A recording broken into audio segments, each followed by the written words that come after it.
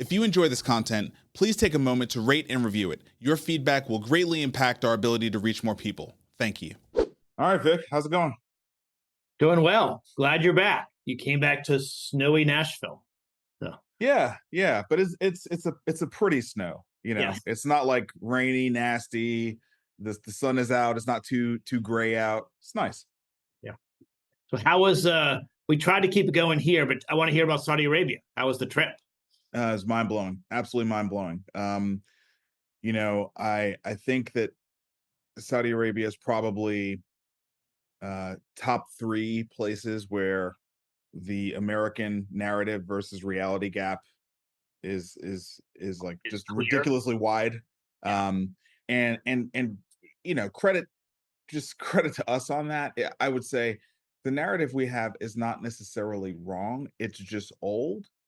And the kingdom of Saudi Arabia is advancing so quickly because they have this thing called Saudi Vision 2030 that the king and His Royal Highness put together. I've seen the building of entire cities and things. I mean, it's huge. Yeah. They've got these massive giga projects, right, that they're doing. Okay, and the thing that you realize pretty quickly is the fundamental difference between a society that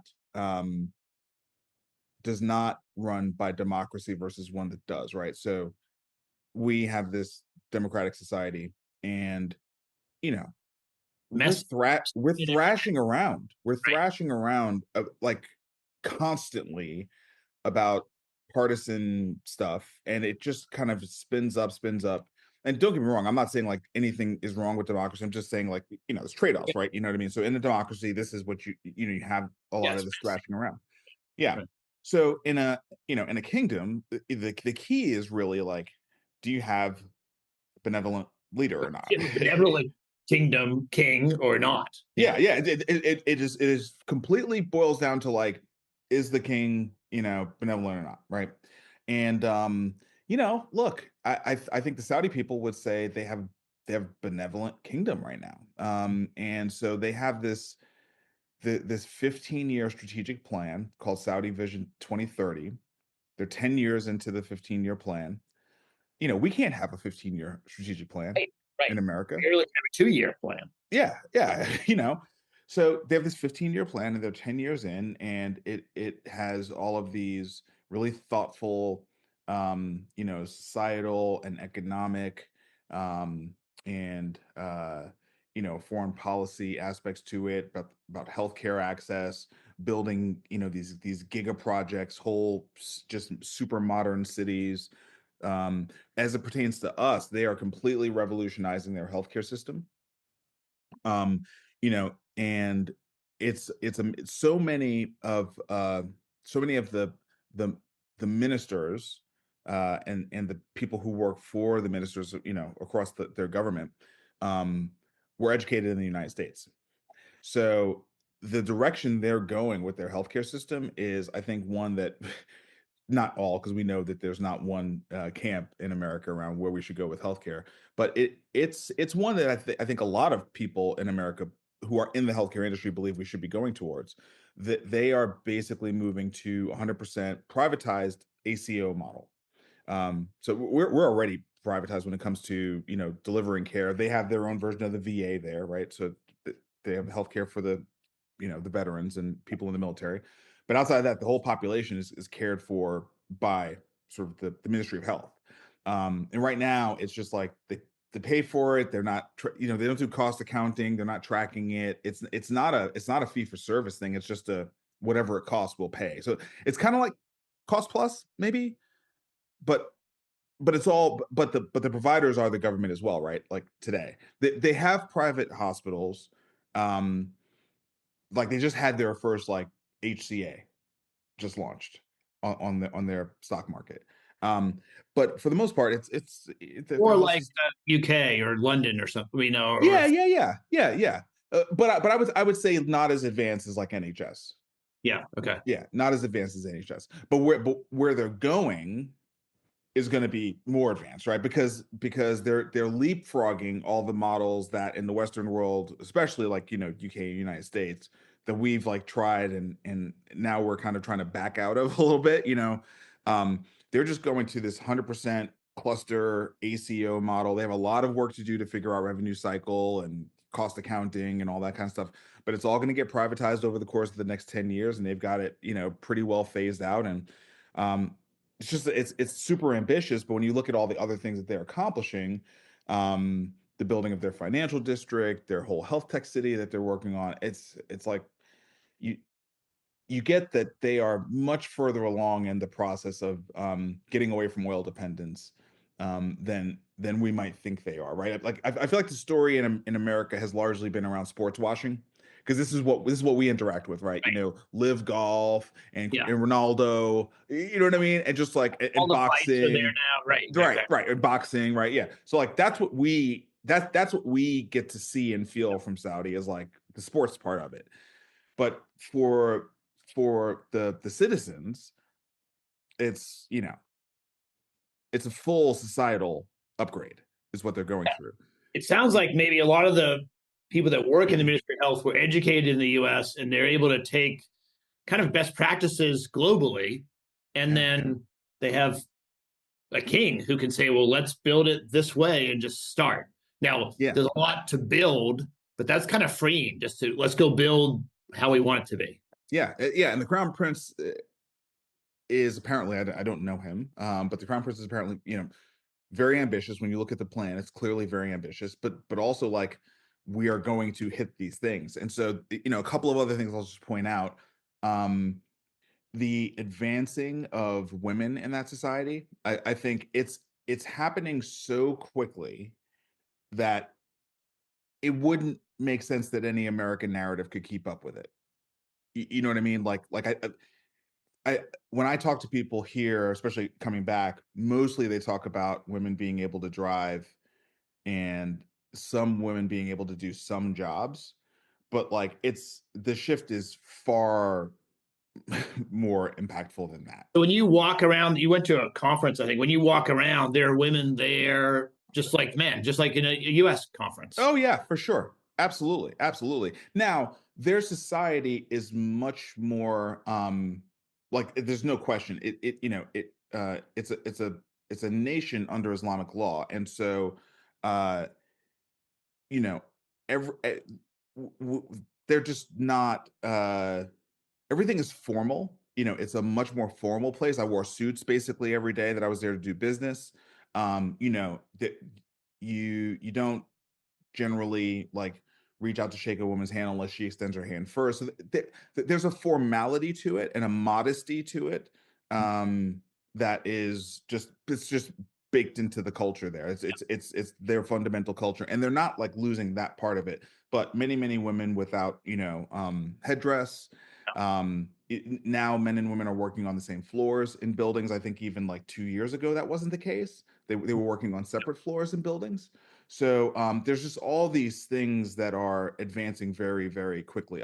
Women are entrepreneurs. Like, I think that's one of the big things that's happening there. Many women are CEOs of companies and entrepreneurs. And so yeah, it was really impressive and inspiring in a lot of ways. The delegation was timed around a large event that they have there called Leap, and I had never heard of Leap.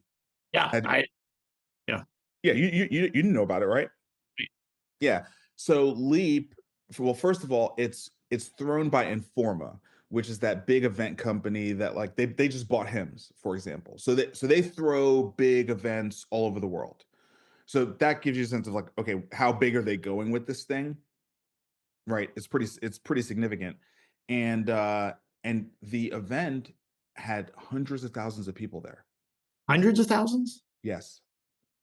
That's bigger than any event. Maybe CES is that, but there's no events that big in the US. I don't think. It was like CES, Vic. Yeah. And by the way, not just in people, like the quality of the booths that were there, CES level for sure. Yeah. And then the final thing I'll say is this was probably the starkest thing for me. You know how there's kind of like this refrain around in America when you're talking about investing, and people will be like, would you take Saudi money? Like you've heard that before. Yeah. Yeah, I mean, right. It's just always like a question that yeah. people will say, right? Um, American corporations have been in Saudi Arabia for a long time. Yeah. Very well established, very integrated. Large consulting groups are deeply embedded, collaborating with the government on the Saudi Vision 2030. There was a Raising Cane's there. That's interesting. I don't know if that's good or bad. Maybe it's good for healthcare. They're going to need Well, those. but you get the point, right? I mean, Yeah. yeah. So anyway, I just thought that it was And the UAE, it is already a global center, certainly going to be a global center for commerce, for everything. yeah. There's no question about it. They have an ambition to double their population. And I think they're going to have two very big sort of coming out parties. They have the World Expo in 2030, and then they have the World Cup in 2034. So, the world will be going to Saudi Arabia to sort of see all of their progress here pretty soon. Yeah. Excellent. Well, I'm glad you went, and I'm glad you're back. So yeah. And honestly, the travel in and out, there's a direct flight from DC. It's pretty like easy. Kind of like going to Europe, really. Yeah. I mean, Yeah, it was no problem. So anyway, I'm glad to be back as well. It was a very intense 2 weeks. I had a trip on the front end of that and a trip on the back end of that. Came back, finally got sick, but at least I was home when I got sick. So that's why we're not in the studio right now. But yeah, look, it was fascinating. I made some great friends, and I'll be going back. I'm excited to go back. go check it out too. I think Yeah. until you see it for yourself, it's hard to, like, you related to me, but it's different if you're walking through the city, like just experiencing it. It's definitely something that I would encourage you to do, and I certainly would encourage other people to go see Saudi Arabia. Okay. Anything else, or you ready to go? No, I'm ready to go. All right, let's dig in.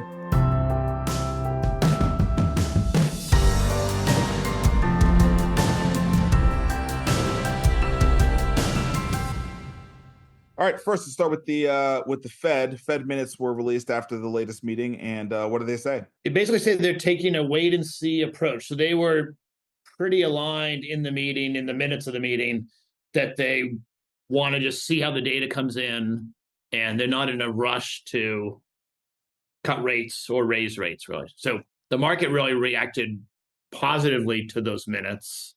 Not that surprising, but it's good to keep following the Fed because they move things around. Yeah. I mean, not surprising.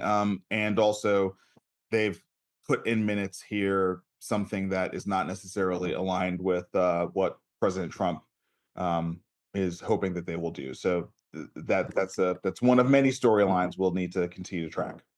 Yeah. Moving on next to the VC section, AI healthcare startup OpenEvidence raises funding from Sequoia at $1 billion valuation. So is this a new thing? Like, we're now going to call all the AI companies open something, even though they're not actually open source companies? Yes, so I don't think it's helpful, but yes, they're open, whatever. The thing that I was shocked about is they claim, well, first of all, it's a unicorn, immediately, right away at $1 billion.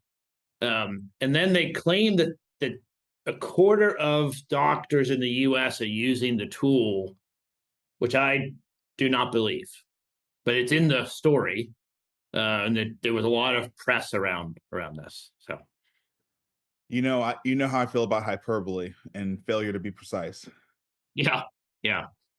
So I mean, it is it's an LOM designed for healthcare, and I think because of that, it is likely better suited to help in healthcare settings. But I think that it seems overvalued and a lot of hyperbole with it. But Sequoia Sequoia used to be an incredible brand. They're still a good brand. I think they've lost a little of the shine, but good brand. Yeah, I mean, I just feel like decision support for physicians, valuing that at $1 billion just feels it just rhymes with olive. That's all I'm gonna say.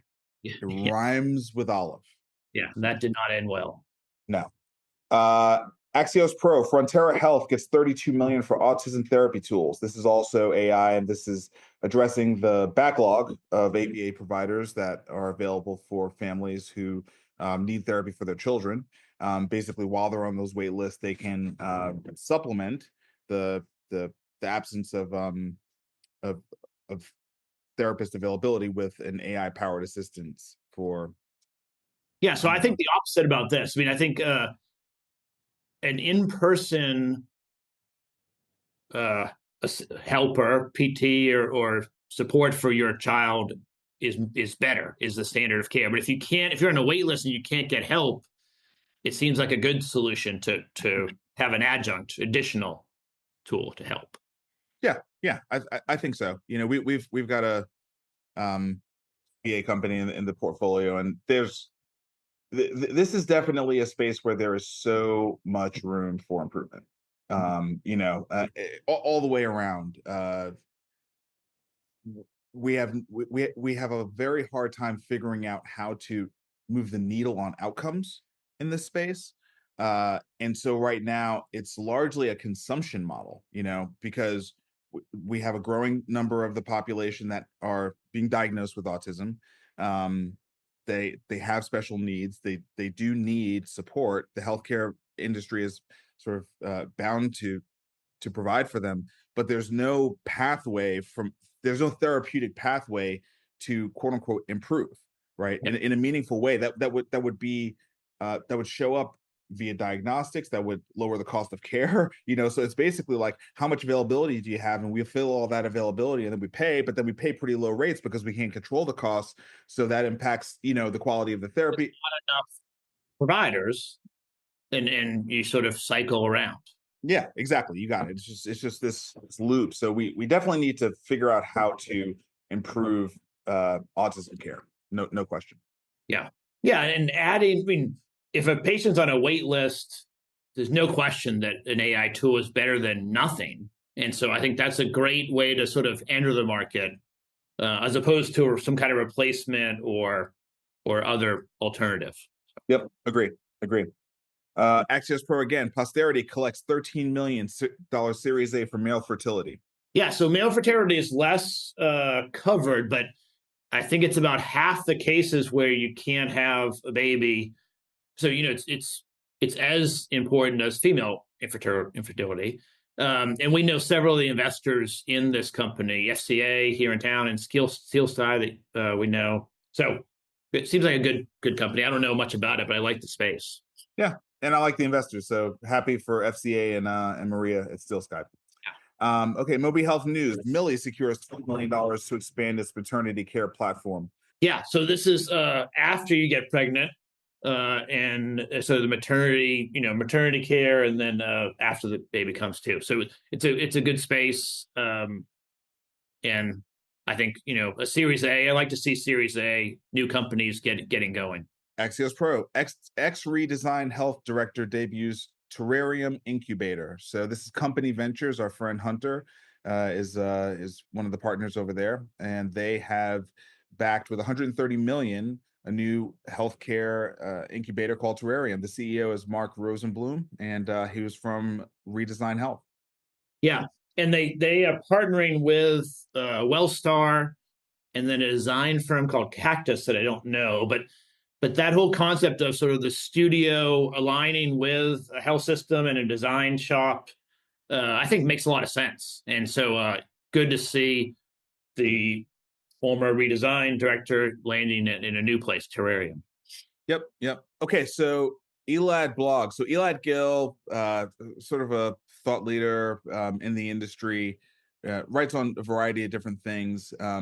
But he wrote a post on February 5th called "Leaving Delaware," and this is, when I say industry, I mean tech industry, not healthcare industry. This is a guide that many people, including Apology, are referencing on this is the go-to for how you set up your company without setting it up in Delaware, because there are people who believe, based on some of the court cases that have happened over the course of the last 2-3 years in Delaware, that Delaware is no longer the best place to incorporate your company.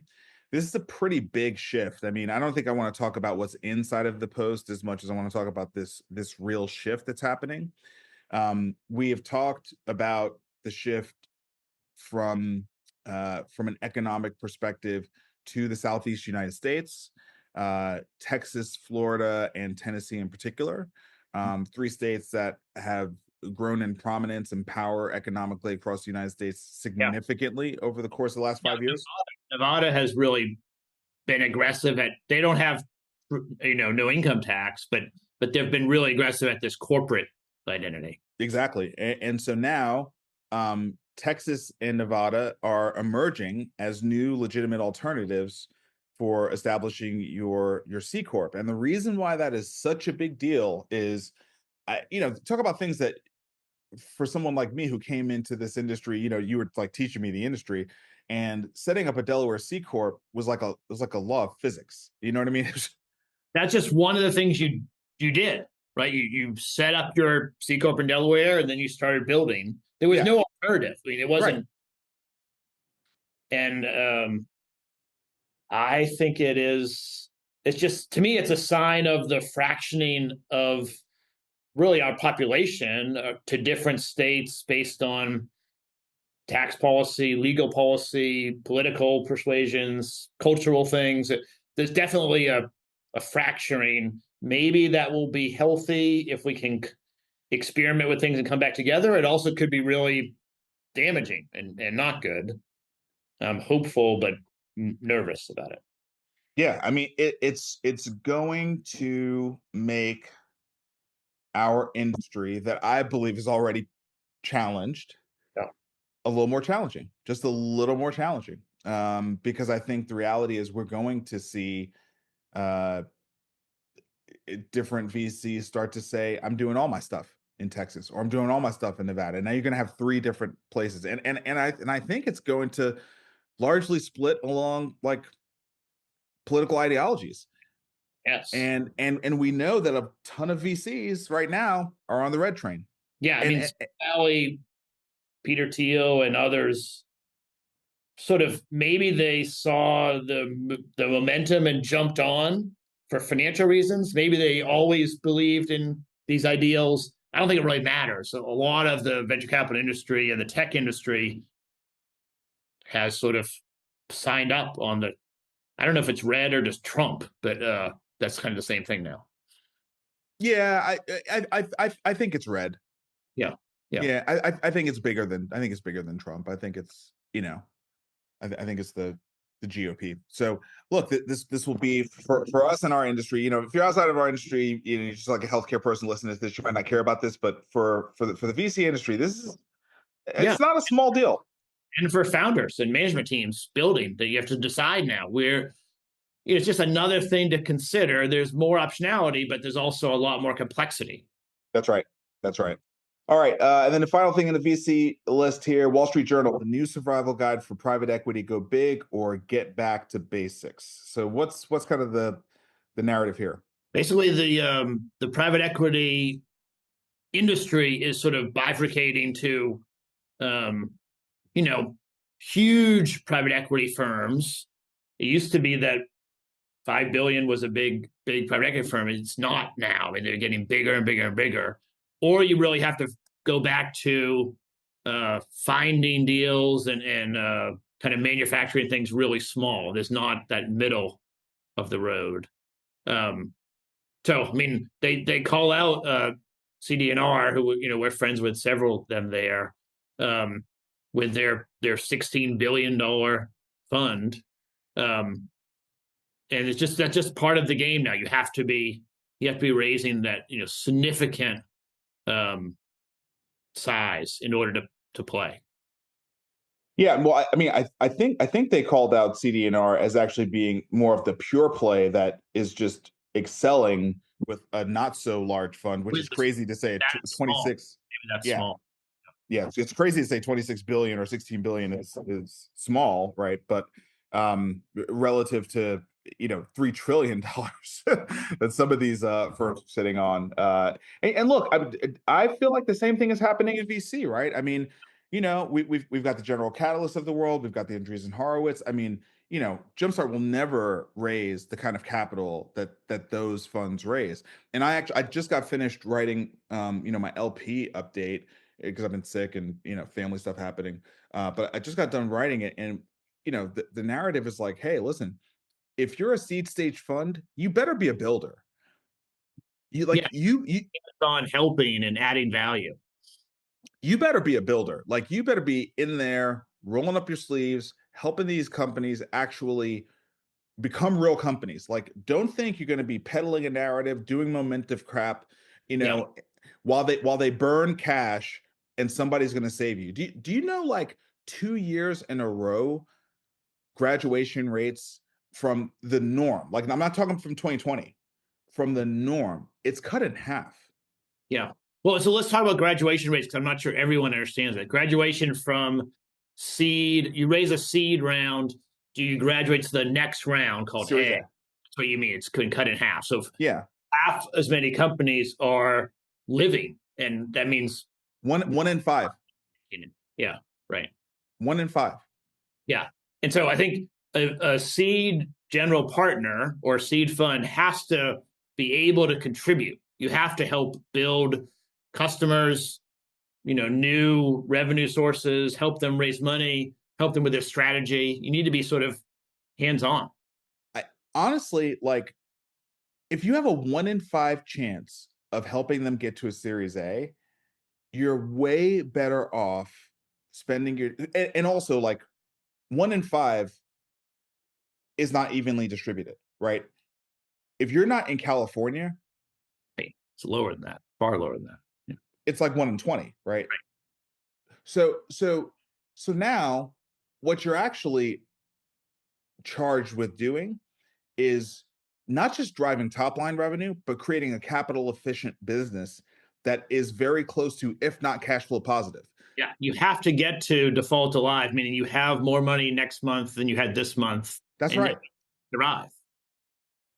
That's it. You're not in a position to just burn cash nonstop, and that's what I feel like they're likening CD&R to here. They're saying they're very, very good at pure play buyout. Get in there, get this company operating efficiently well. They're growing top line, but they're also improving bottom line. Yeah. Right. And that's what we got to do too. Yeah. Those days of I'll hang around and follow some other VC and just get a momentum train is gone. Over for most of us anyway. Okay, moving into policy. The Associated Press. HHS is losing thousands of workers under Trump administration probationary job cuts. So I think the last time I looked at the counter, and this was 2 days ago, but I thought we were up to around 300,000. In total? Was it 300,000 or was it 30,000? At HHS? Jobs lost. Yeah, I don't know across the federal government. This story talks about 1,300 at CDC and 5,200 across all of HHS. For perspective, this came out of the article. HHS has about 80,000 employees total. And DOJ and the Trump administration have been attacking this probationary status, I think, because that's the easiest place to do effectively a layoff or whatever they're calling it.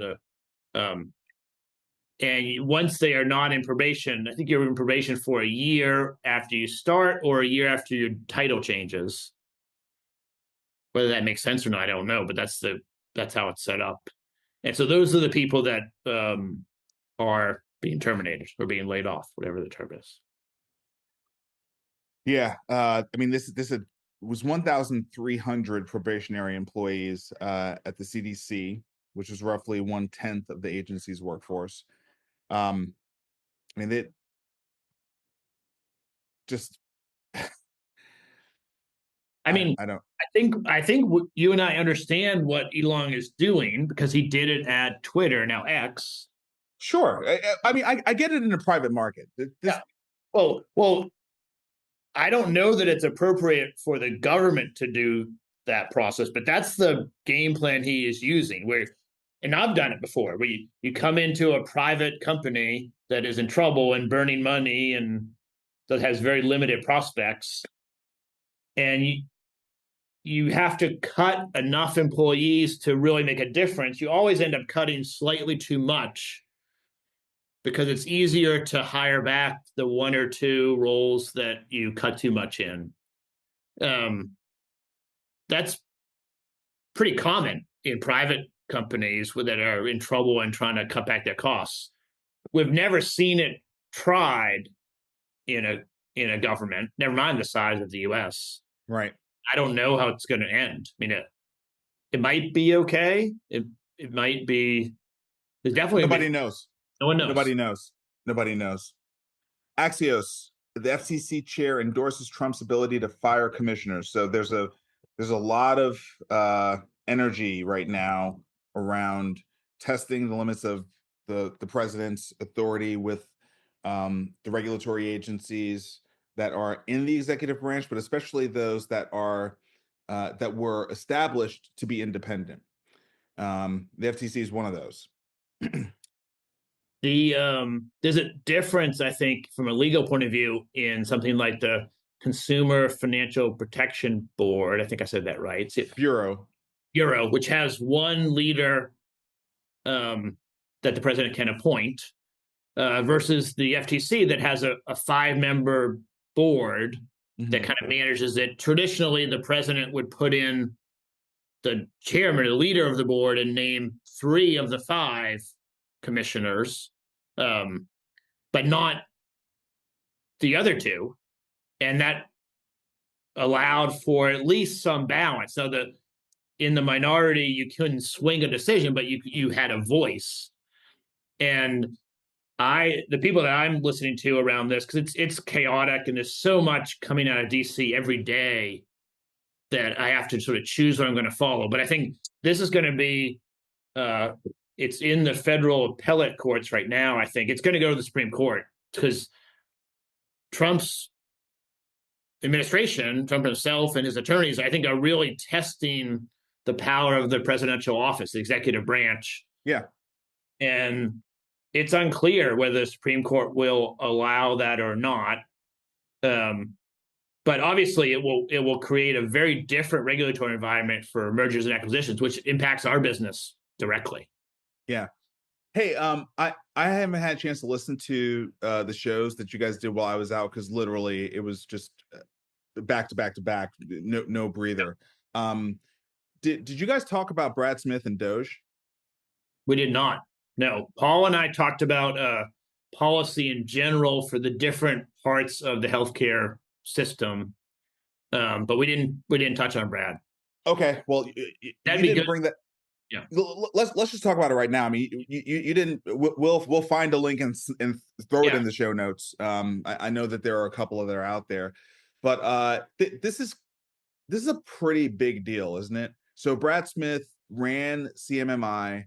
And has built 2 companies in partnership with Senator Frist.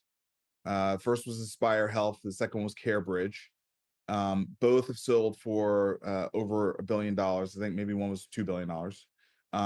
Both to Anthem, right? Yep. Anthem or Elements?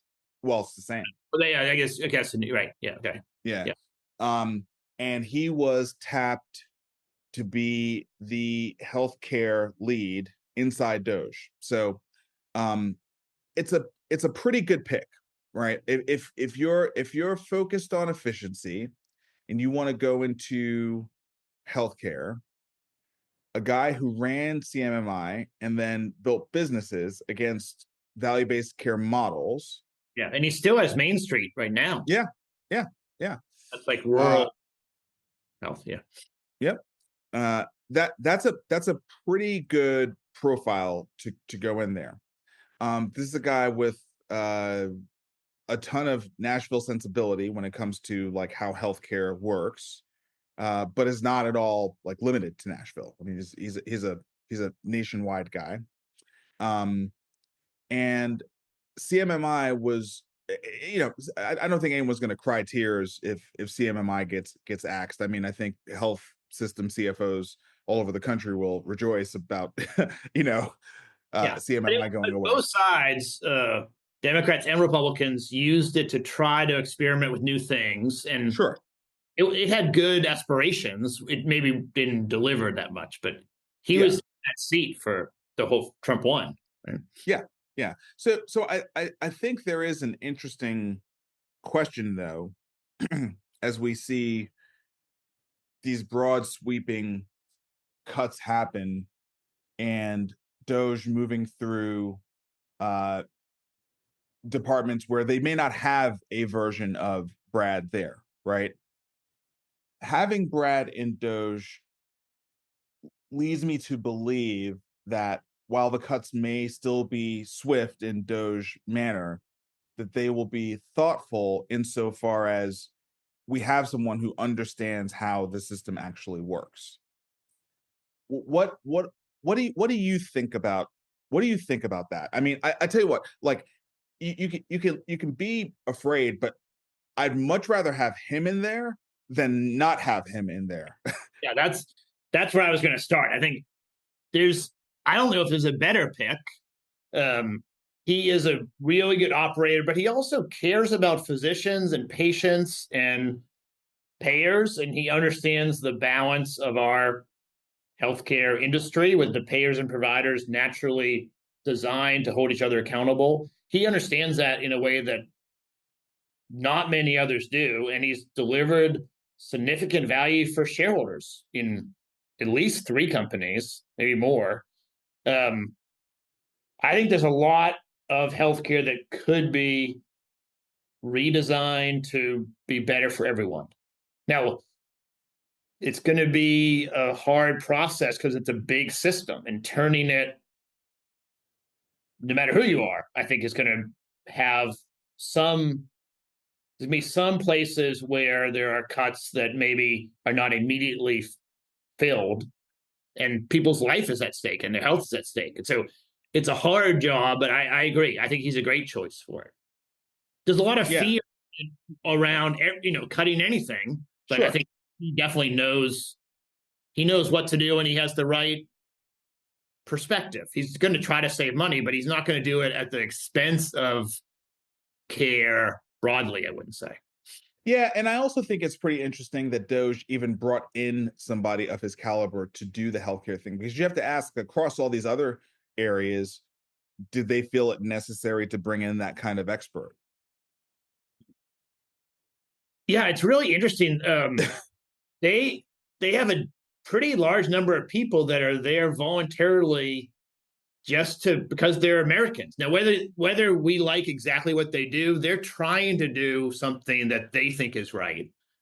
And at the end of the day, that's on balance probably good. Well, look, I mean, I guess a couple things. One, I've never felt so vindicated in my assertion that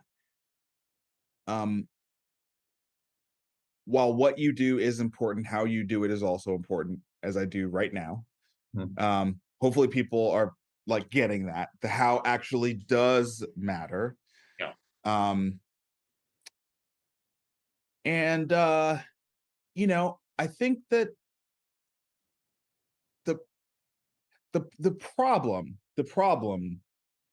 that the Democrats have created is that they simply would not have conversations about the deficit. Right. Like real conversations addressing the concern of the deficit, right? And you give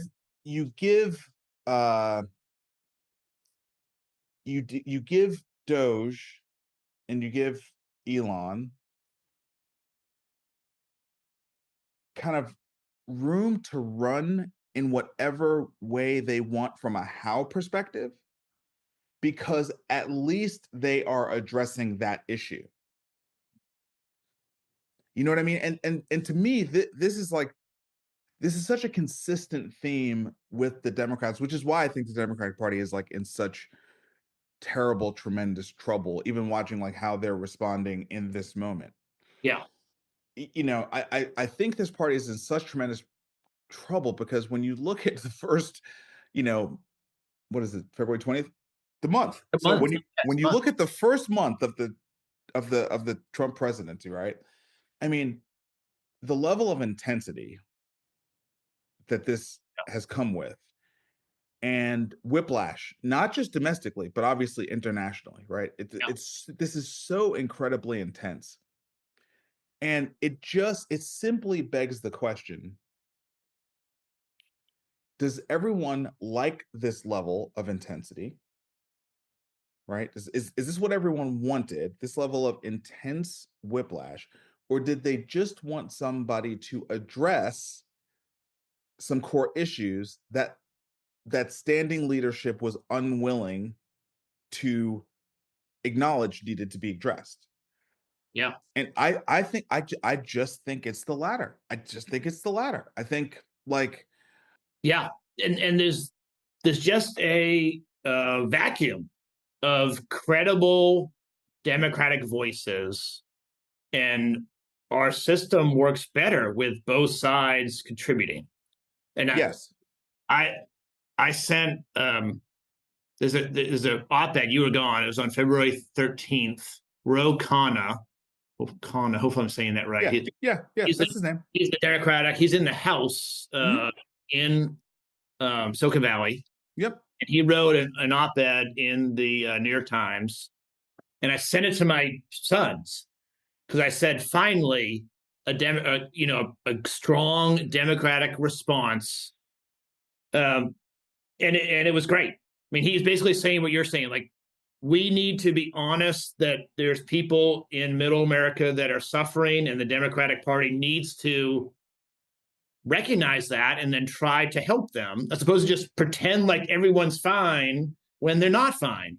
Yeah. And so you lose credibility. So, but he's, one congressman, and there needs to be some more leadership on the Democratic Party. Hopefully there will, like a governor, or, I mean, maybe he can do it, but it's just, I don't know. I think that there's going to have to be sort of a takedown of the establishment, because the establishment is not going to change their tune. And I mean, I think Elon is a lot of things, but he is very prepared, and he's working yes. 24 hours a day, and he is using, I think, Ronald Reagan's playbook, where, I mean, remember that there was like a $8,000 toilet in the Pentagon that they pointed to, and it got to be like a meme before memes were out, because it was the 80s.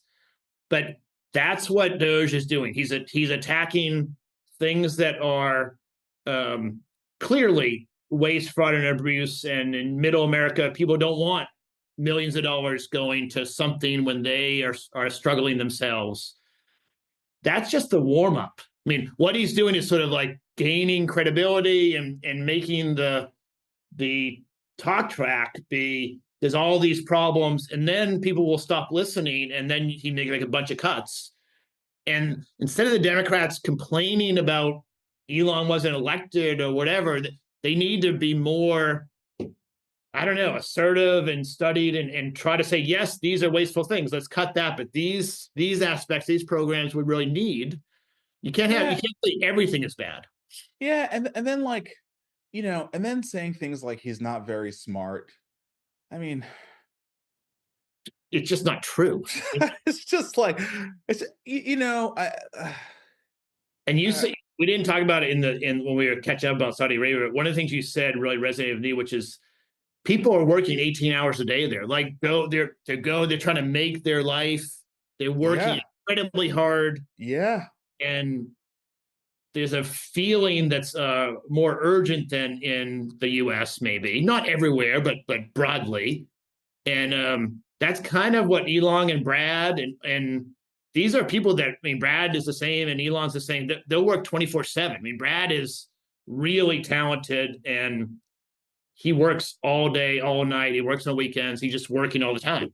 Yeah, and to be honest, I mean, I feel like there is something that American business people who do business in places like Saudi Arabia and China, right, understand about the competitive nature of the world right now and like what's at stake. And again, nothing I'm saying is justifying what they're doing. I again, to me, how you do things really, really matters. And I think that there is a lot of cruelty and a lot of distress and a lack of decorum that I see that is, you know, Yeah. whatever. I just wasn't raised that way. So whatever. I wasn't raised that way. You can do the same changes in a more respectful way, I think. Yeah, like a statesman. Yeah. You know? But anyway, listen. But the work ethic and the focus and the bar and the commitment to excellence, like these are things that in many, many aspects of American culture are lacking compared to other countries. And like we are there is a bit of a like la la land that we Yeah, have we're here soft. because We're soft. well we don't understand the things that underpin our standard of life that give us this that we don't think the country can go broke. We don't think we can lose the dollar as the world currency. Like we don't think these things can go away. They can go away. Yeah. And people are working every day To around make the them go clock away. to make them go away. Yeah. Yeah. I mean, when you were in Saudi working, I went to Colombia just for fun. And it's not the same as Saudi Arabia, right? Because they're not a center, but it is outside the US bubble. Like, you know, it's not really under US protection. It's not like going to US Virgin Islands or something. And people are hungry and like really hustling because there's no safety net. Like, and the difference between middle class and really poverty is not that far. Like one misstep and all of a sudden it's gone. And that like it's just on the frontier, right? It's outside of the bubble here.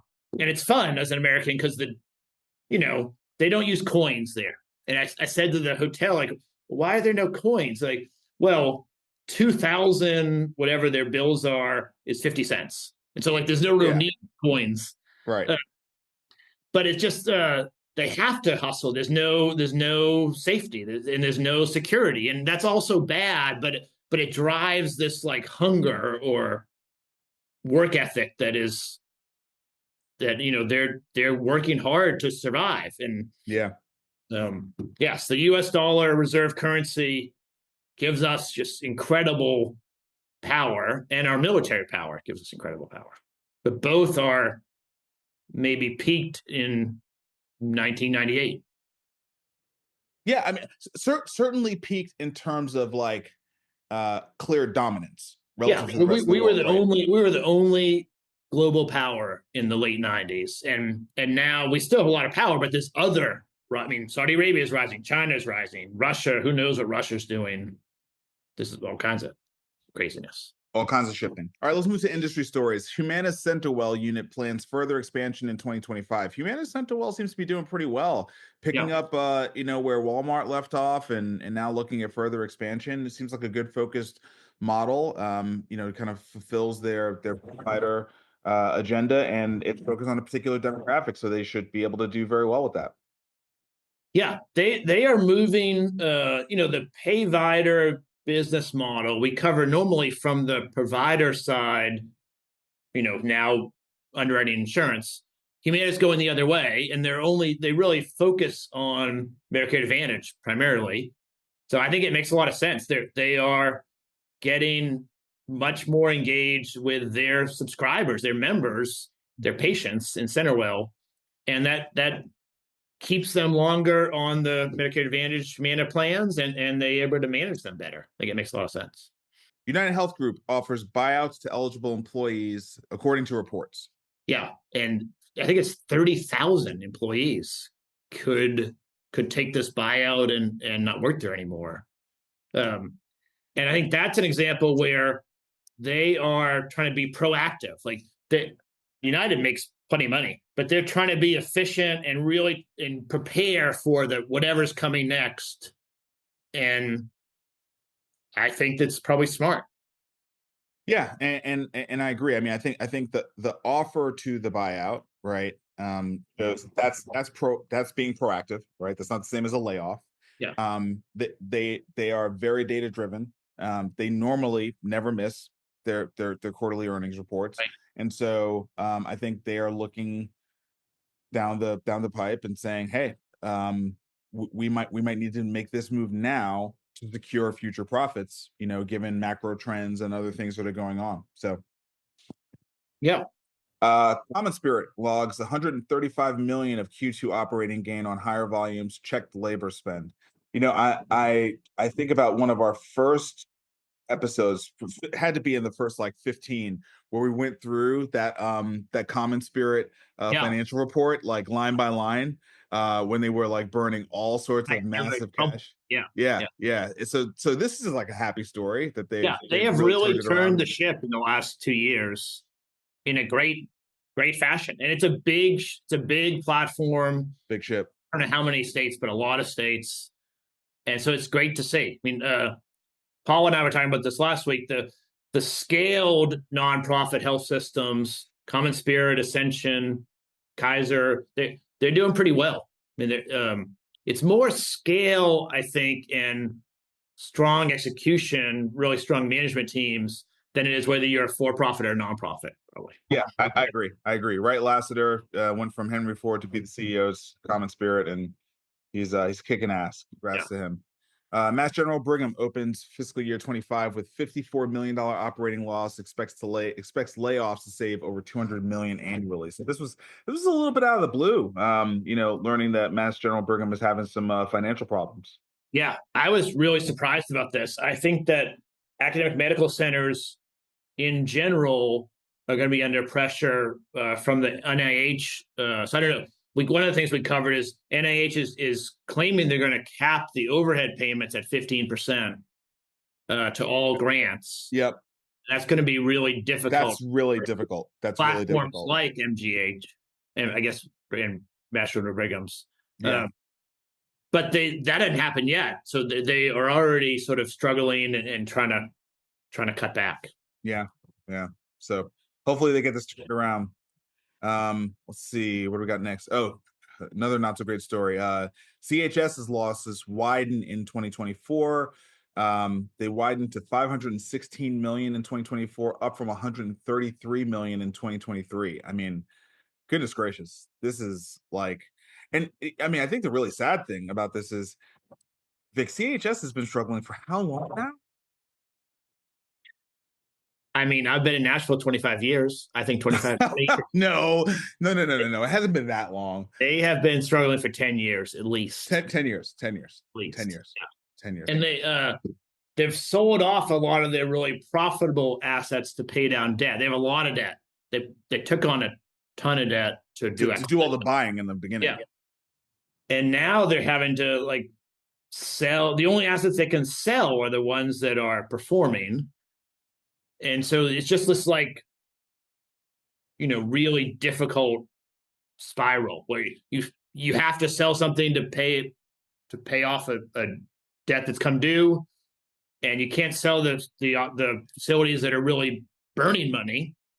And so you sell one of the 10 hospitals that are doing well, or whatever the number is. Some number are doing okay, but then you only have 9 left, and then the next year you do it again. So I don't know where it goes, but nowhere good. Yeah, that's ugly. ugly Yeah, for there's a sure. lot of people. I mean, we have friends there. There's a lot of people that are good. They're good people, but the system is just over leveraged, and the assets they have are not.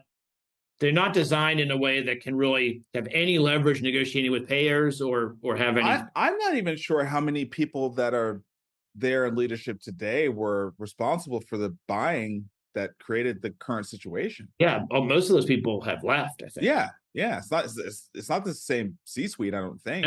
No. So yeah, I mean, they're just trying to navigate a Yeah. very, very tough situation. Yeah. NYU Langone hospital nurses give strike notice. We've seen this pop up in different parts of the country. Nurses and unions know they have bargaining power, and so I think it's going to keep happening. They're going to have to figure out some way to settle with them. I think we've discussed they can. Hospitals seem to be able to hold on for a week to 2 weeks, bringing in outside staff and things, but then so they're 10 days from today, they're going to go on strike if they don't get to some settlement. They're still negotiating, but right in New York. At Vive, which was here in Nashville, but I was too sick to go to, we had a look under the hood at Risant Health's value-based platform. Yeah, I went to Vive. Vive was great. Nice to have a home game where I could sleep in my bed and then go see all these people from around the country. Exactly. And it was good. A lot of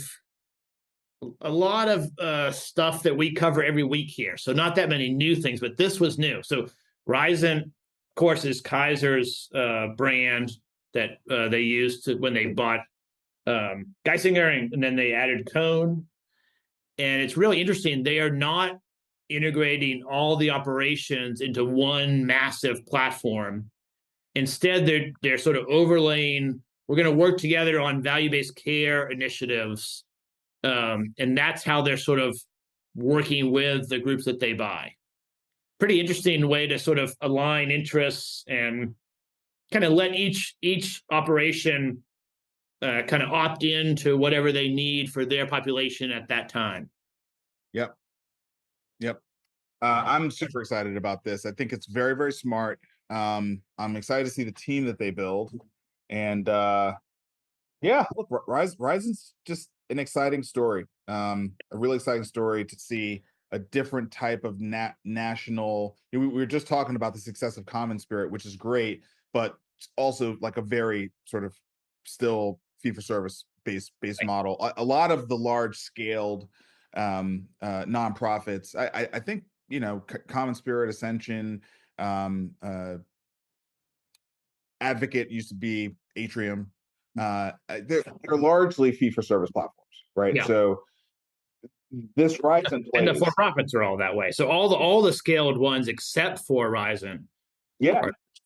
yeah. So definitely rooting for them and excited to see how they continue to evolve and roll this out. Yeah, and if you're going to cobble together sort of a 8 or 9 kind of regional players into a nationwide platform, you need something to hold it together. Yes. And I like the idea of doing value-based care as opposed to just like imposing some standard that everyone has to do it X way. Probably. Yeah, agree. Vive 2025 Multiplan unveils rebrand as it shifts focus to data assets, tech for providers, payers, and employers. Multiplan's always been sort of a complicated thing for me to understand.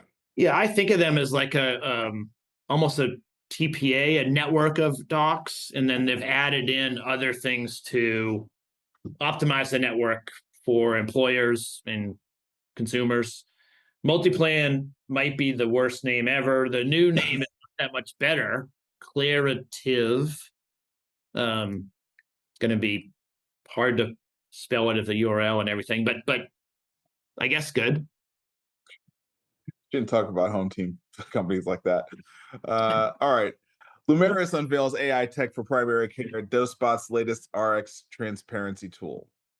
Yeah, so Lumeris has an AI, I'd call it an agent that they've named Tom, which is kind of bizarre, but Tom helps the primary care doc with, helping with their patients, taking away a lot of the time-consuming tasks that everyone is trying to take away.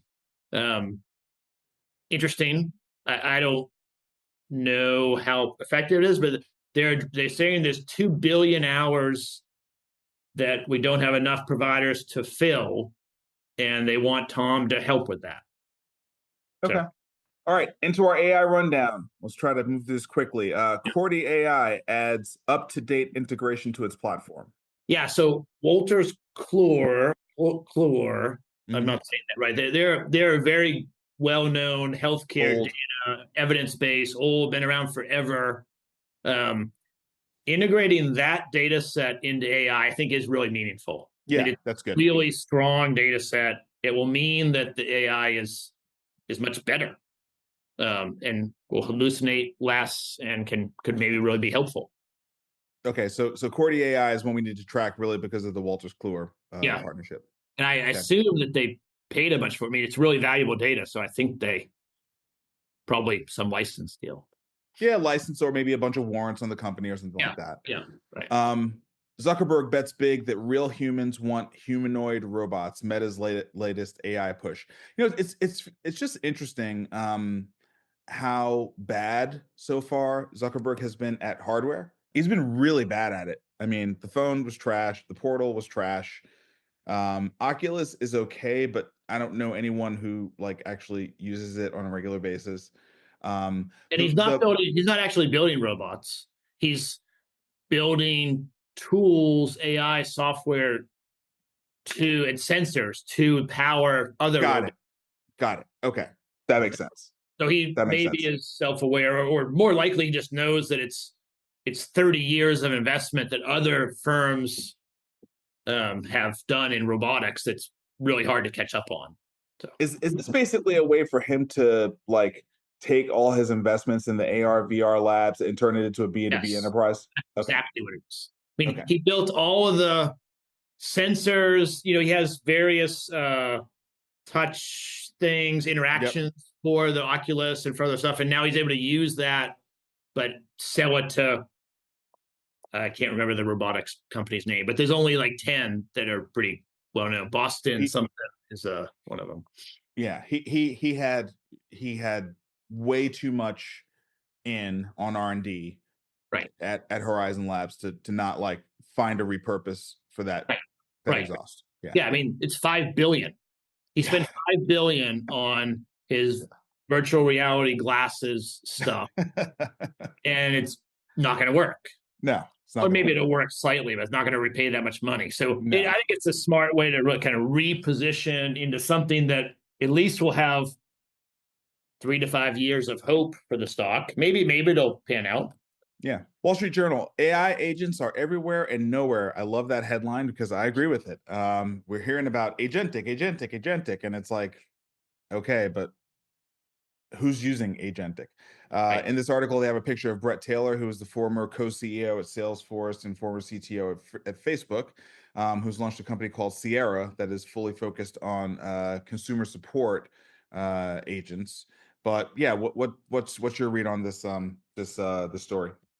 Yeah, I think I mean, you framed it up pretty well. They had a bunch of CIOs at a conference in Menlo Park talking about AI, and this 60% are testing something, but no one is really using it in any broad capacity. Mhm. And just because you call it an agent doesn't make it any different than the AI that we had 6 months ago. It's not. It hasn't been integrated into like the workflows and how business operates yet. Maybe it will soon. I've been playing with a lot of these agents, and they're okay. They're maybe marginally better, but it doesn't really. You can't just plug it in and let it answer calls from customers today. Now that might be a first place where you could have that. You know, first level support, for instance, could be a place to look. But so far, we haven't got wide adoption. But it is so much buzz that's the title. Yeah. Yeah, I was watching a online video. I think it was on YouTube, and it was this guy. I think his name's Logan Kilpatrick. He was interviewing Moth, and it was actually a really good interview. But I you're way more dialed into all in these days than I am. I still got to get over my like Saks He's thing. not on it anymore, so you. I know it doesn't matter. I'm just allergic to that guy. But anyway, the interview with Chamath, it was really good, and I learned about the 80/90. I learned about the 80/90 company that he's doing, but I loved what he was saying. He was just talking about how, okay, we have all this AI stuff, the models, whatever. It's ultimately going to go to open source. Agree with that. He was pretty pro Gemini, which I am too, just more for utility because it's tied into all my data, in our Google because we're Drive on stuff. Gmail and Google Yeah. Docs, makes it easy. Yeah. Yeah, exactly. Like I get more utility out of it because it's literally where all my data is. Okay, so there's that. But then he was like, to actually make this stuff useful for business is going to be a freaking grind, and it's so he's dedicated a company to that, and I'm like, that's the reality of this stuff. It's like, I was reading a post from this guy Ravi Gupta that Nick Hollins sent me, and the guy, he works at Sequoia. He used to be the CFO at Instacart, and he was like, all these companies are going to be refounded, and this is right. Like it's true for one person startups using Cursor. Like we're going to have a whole new swath of companies. That there's no question about that. We run a pretty small firm, so. But one of the things he said was take a week off and try to like reinvent at least one aspect of your business in AI. And I'm like, you know what? That's actually really smart. That's something you and I can do. And we can't do it this quarter, but we can look to like the end of the second quarter. We can say, okay, like let's take off a week. Let's pick one part of our business and just like hack at it for a week and try to figure it out. But like take a week off. Right. To try to do one part of your business. Like that's the requirement to actually get this stuff to transform your business. It doesn't do it because you pay for a SaaS license to, hopscotch AI. You know what I mean? Like that's what I mean. The interfaces are not good enough. Like you really have to clearly document exactly what are all the steps that you do. And I do steps all day to send an email or whatever. And when you write them down, and I've done this, that you might get to like 70 steps, and it takes 4 hours to document it all. And then you have to start like having an AI agent do those steps, and it doesn't do it that well. And I haven't found easy places just to plug in any of these agents where they just work out of the box. They don't. No, they don't. And like most people in today's world don't have the time. So the ones that are going to eat the lunch are the ones who have the time. Yeah. If you've got the time, the luxury of time to sit there and just hack at this thing, you're gonna win. But for all the people who have a going concern that they have to manage and keep going and like hit numbers on a regular basis and like serve customers and support customers and all that kind of stuff, it's just not going to happen. It's not going to happen. I mean, and a lot of the time is wasted. I mean, I learn, but I've probably wasted, I don't know, 20 Saturday mornings. We're like all Saturday morning, like 8 a.m. to noon, trying to get something to work, and it just doesn't damn work. I learn a bunch of things that don't work, and that is pretty frustrating. If you're not willing, if you don't just like the learning process, it's hard. So anyway, that's where I think that's where I feel really bad for you. That's just part of the way I don't learn unless I'm tinkering and trying to do something anyway. If I just watch a video, I don't learn anything. So all right, you're Microsoft a developer, so you would have done it much faster.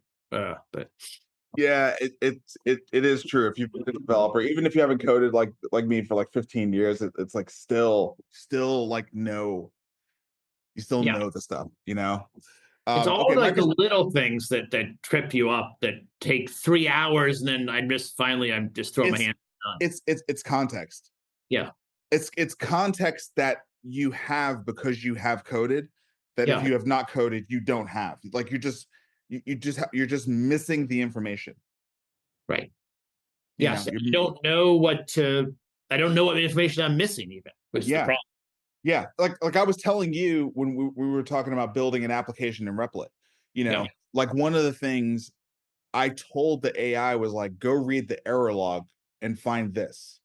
You know how many people don't know that like a regular part of programming is to read the error log? Yeah, I don't know that.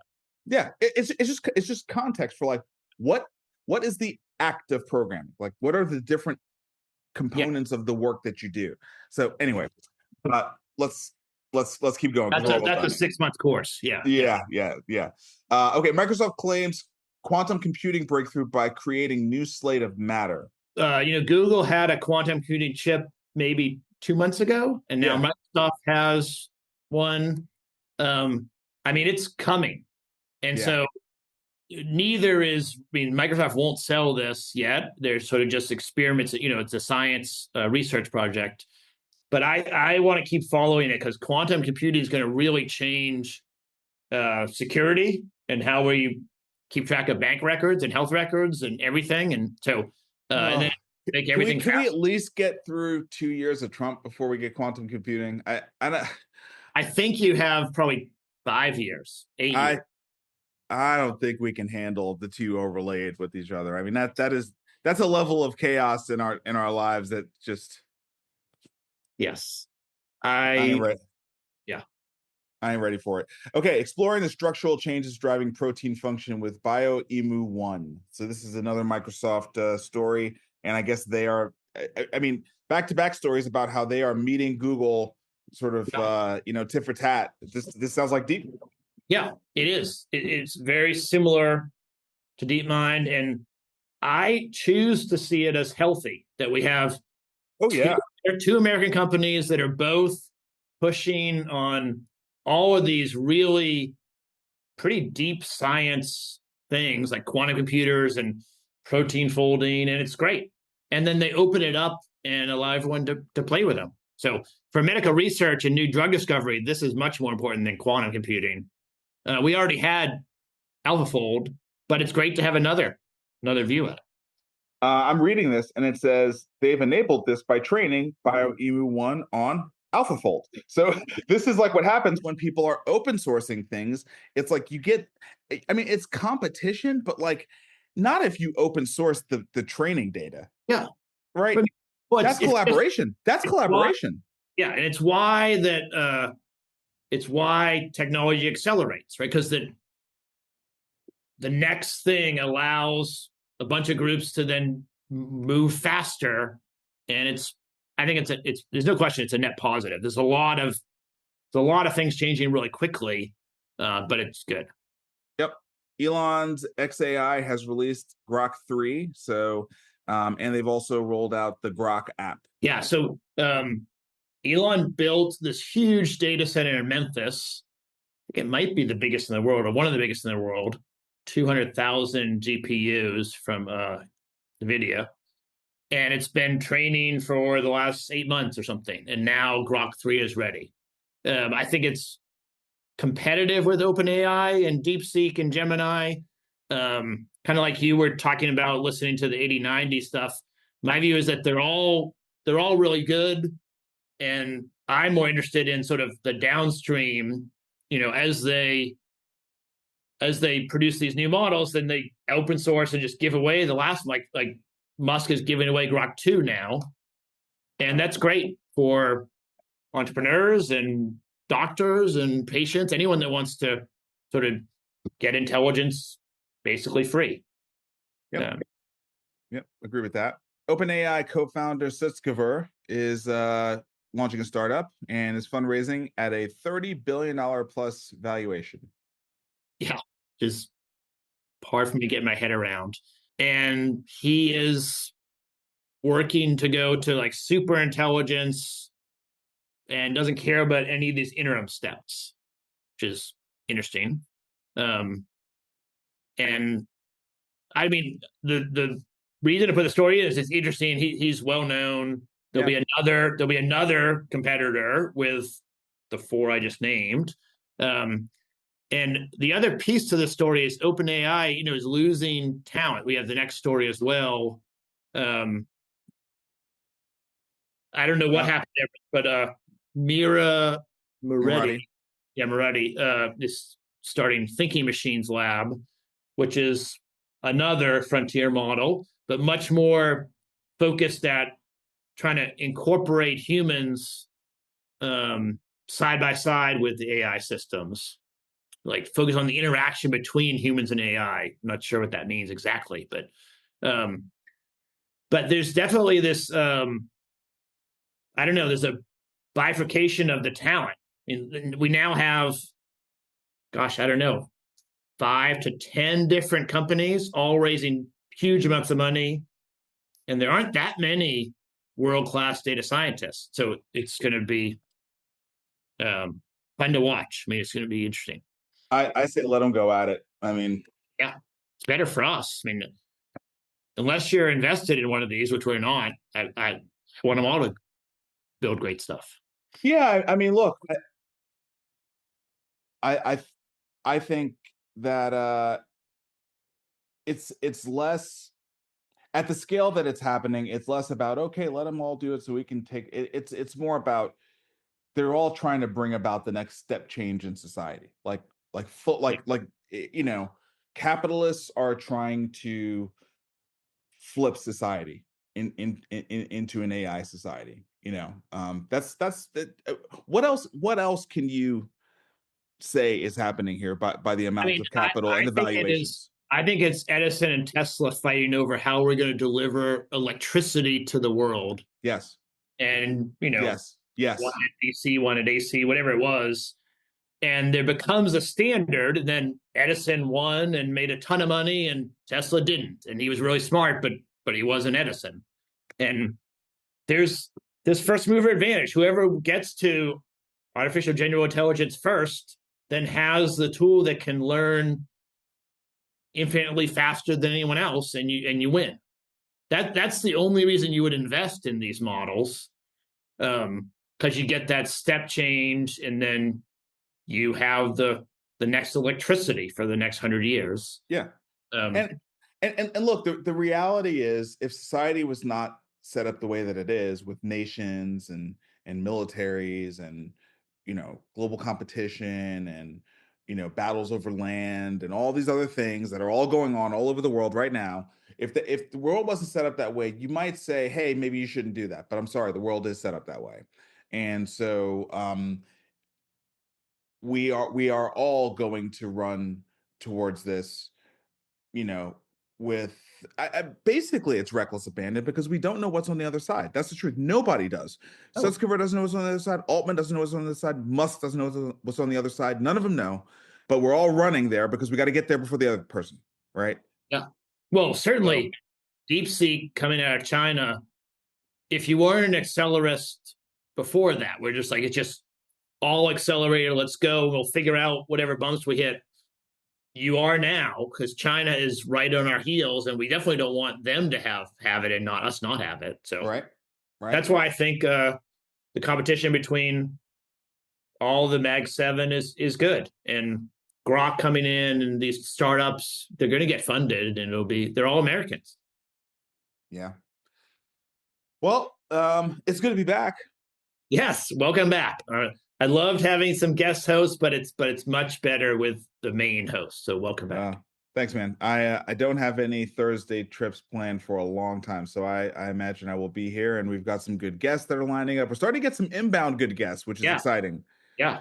Great job on the interview. We just dropped the Seema Verma. I was about to congratulate you on that. Great job on that. Yeah, I'm excited about their new product. It's just now coming out, but I think it's gonna be really good. Yeah, I agree. It sounded pretty compelling. And we have Stu Clark from Premise. You know, Premise is a machine. And, know about it. So that's going to be good. I think that'll be next week. We recorded it last week. It's a really good, and he's got incredible results. So Premise is awesome. Yeah. Awesome. All right, man. I'll talk to you next week. All right. We'll feel better. Bye. Bye.